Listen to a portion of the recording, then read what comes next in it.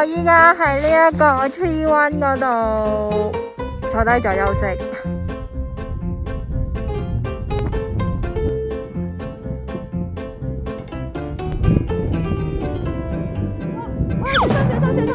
Hello， 大家好，我係卡卡卡。而家咧就係呢個3月份啦，係24、25年嘅雪櫃嘅季尾咁上下啦。咁啊，點解揀特登呢個時間嚟呢？原因就係因為喺2022年嗰陣咧，12月咧就去咗呢個二世古啦，同埋富蘭路嘅。既然季頭嘅去過啦，咁倒不如試下季尾嚟下呢個北海道啊咁樣。咁但係自己覺得12月同3月嘅雪質有少少唔同啦。12月就啱啱落雪啦，雖然佢話冇咩雪，但係都係幾好滑嘅。咁3月咧就可能有少少絲落冰 feel 啦，即係。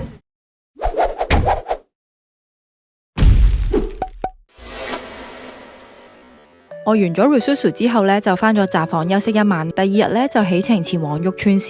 除咗自己揸車，另外亦都有2種方式由札幌前往旭川，分別係搭巴士同埋 JR。咁如果有大型行李嘅話咧，其實我建議係乘搭巴士啦。咁呢條2號巴士路線咧就係由北海道中央巴士公司去營運噶啦。佢哋嘅巴士路線咧大部分咧都係唔需要預約嘅，而今次呢一條路線咧都係唔需要預約。而買飛方面咧，由札幌出發可以先到售票處買飛，入面咧亦都有自動售票機。另外咧亦都可以上車付款。咁單程收費咧就係2500 yen， 來回咧就係4700 yen。班次咧都算頻密，大約半個鐘至1個鐘就有一架車。車程咧大約需要2個半鐘。咁大家咧記得睇清楚巴士嘅時間啦。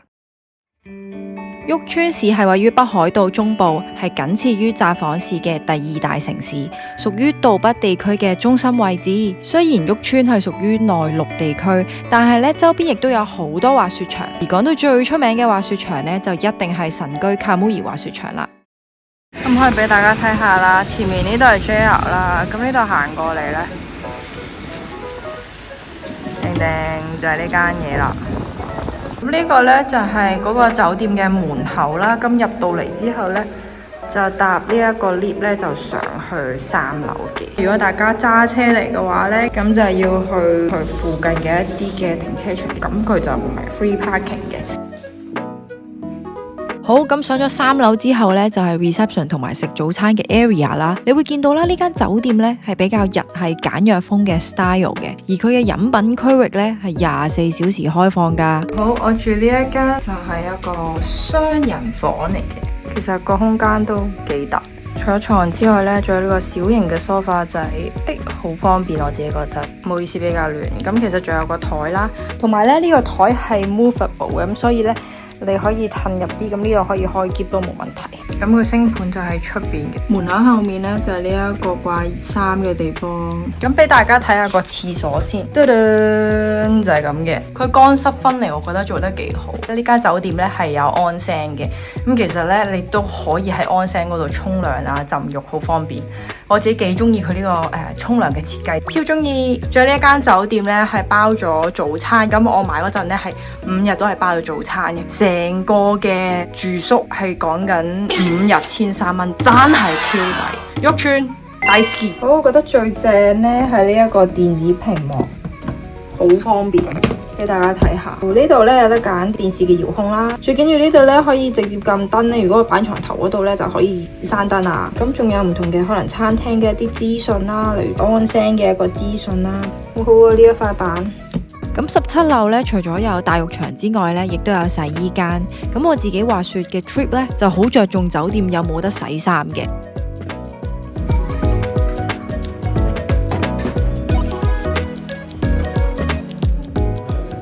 咁依家咧就準備出發去神居滑雪場啦。咁由旭川前往神居滑雪場咧，係可以乘搭呢個付費巴士嘅。巴士站咧就係 Eon 對面 Hotel Wing， 行前少少咧就係呢個22號巴士線。班次咧就每半小時一架，唔使預約嘅。單次收費1000 yen， 車程40分鐘。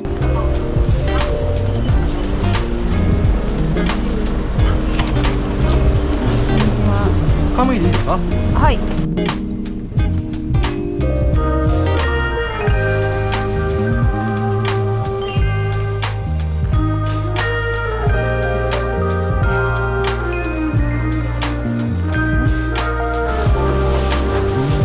先攞咗嗰個 lift ticket。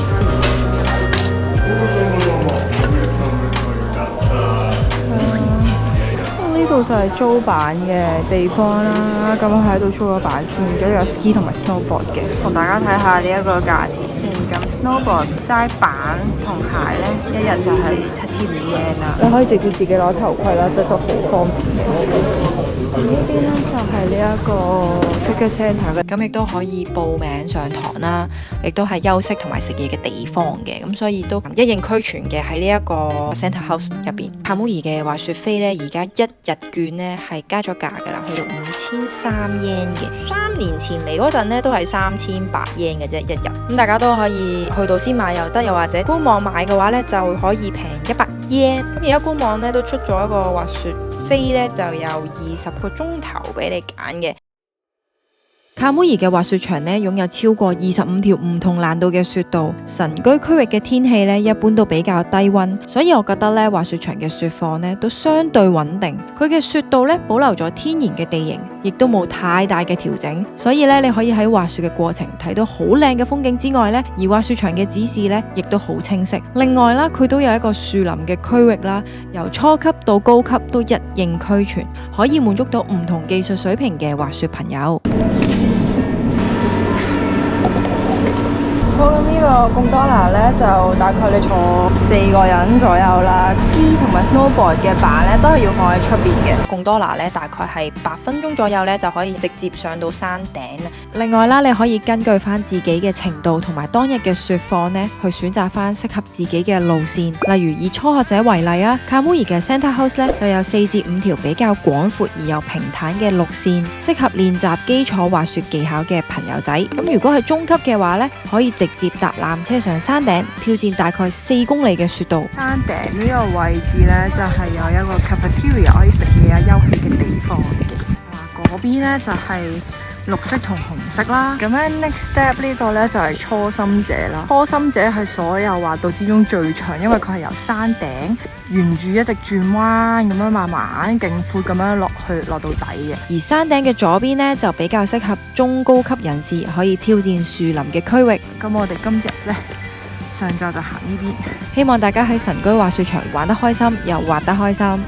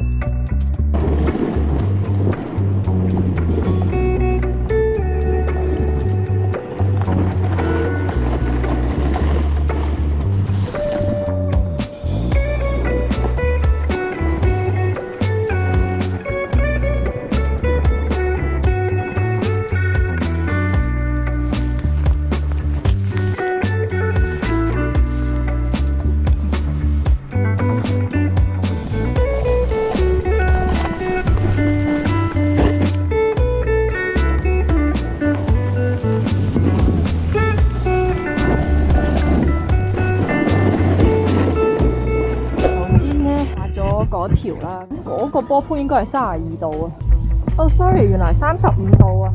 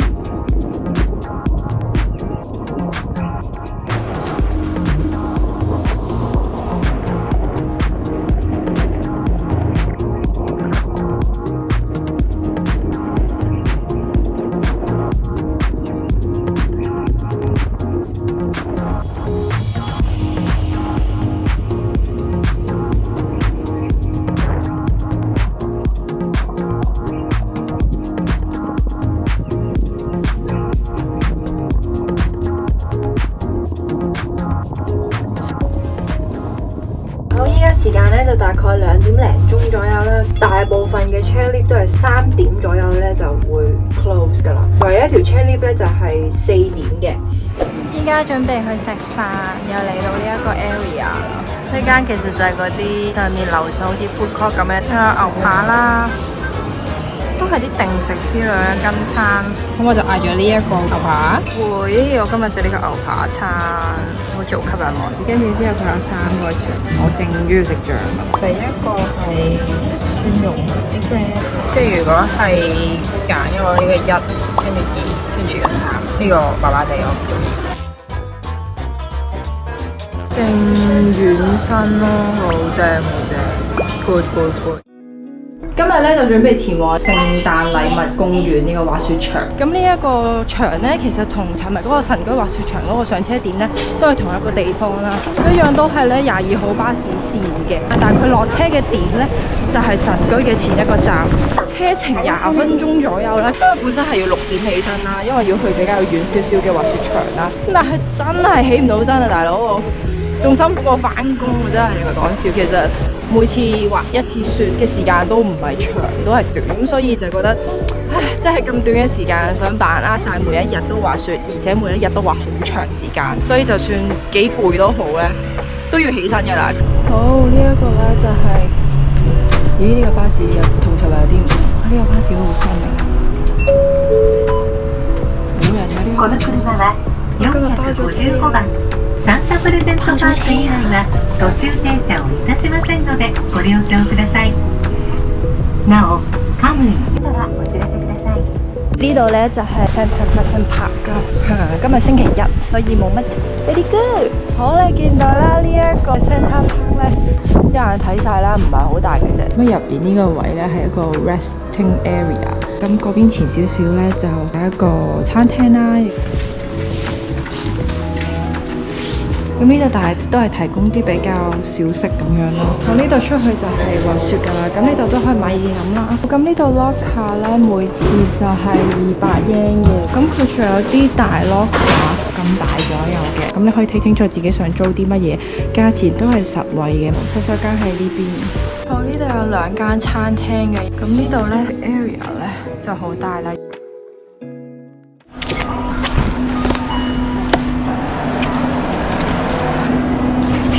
見到啦，呢個雪場呢，就一共有3條嘅 chairlift 嘅。咁因為今日大風啊，所以呢綠色呢就係停駛嘅。咁黑色呢嗰條去山頂嗰條 chairlift 呢，3月份就已經係 close 咗㗎啦。咁 whatever 啦，咁今日得紅色呢一條 chairlift 呢係開嘅。咁其實都係算比較。都唔係比較，係真係短嘅一個 chairlift 啦。Anyway 都唔緊要，無阻我對滑雪訓練嘅一個心情啦。雖然呢個場咧望落去唔係好大啦，但係整體嚟講，佢係一個平時練功嘅好地方，我自己覺得。